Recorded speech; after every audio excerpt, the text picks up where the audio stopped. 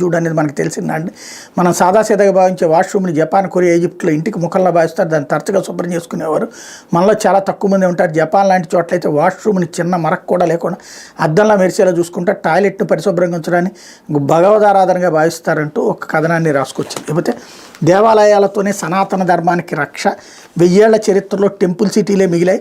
ఐటీసీఎక్స్ సదస్సులో మిలింద్ పరాండే, అన్నామలై హిందూ దేవాలయాల శక్తికి సంపద కేంద్రాలని, సనాతన ధర్మ పరిరక్షణ దేవాలయ వ్యవస్థతోనే సాధ్యమని, అయితే ప్రభుత్వాలు ఆలయాల్ని వాటి ఆస్తులు నియంత్రణలోకి తీసుకోవడంతో నష్టం జరుగుతుందని విహెచ్పి అంతర్జాతీయ కార్యనిర్వాహక secretary general Milind Parande, Tamil Nadu BJP అధ్యక్షుడు అన్నామలై అన్నారు. తిరుపతిలో నిర్వహిస్తున్న అంతర్జాతీయ దేవాలయాల సదస్సు ప్రదర్శనలో 2వ రోజున మంగళవారం వీరు పాల్గొన్నారు. మిలింద్ పరాండే మాట్లాడుతూ, దక్షిణాదిలోని వేల హిందూ దేవాలయాలు ప్రభుత్వ నియంత్రణలో ఉన్నాయని, దేశానికి స్వతంత్రం లభించిన వాటికి మాత్రం లేదన్నారు.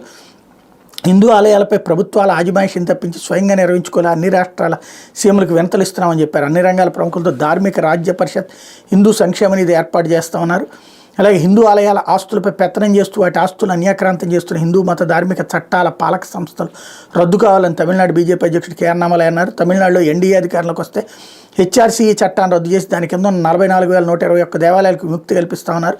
సనాతన ధర్మాన్ని అనుసరిస్తున్న వారందరినీ కలిపేలా టెంపుల్ కనెక్ట్ సదస్సు ఉపయోగపడిందన్నారు. ఎప్పటికైనా టెంపుల్ సిటీలో నిలదొక్కుంటాయని, ఇందుకు 1000 ఏళ్ల చరిత్ర కలిగి మన ముందు టీవీగా ఉన్న వారణాసి, మదురై, ఉజ్జయిని, పుష్కర్ వంటి నగరాల ఉదాహరణ అని చెప్పారన్నట్టు వార్తని హైలైట్ చేశారు.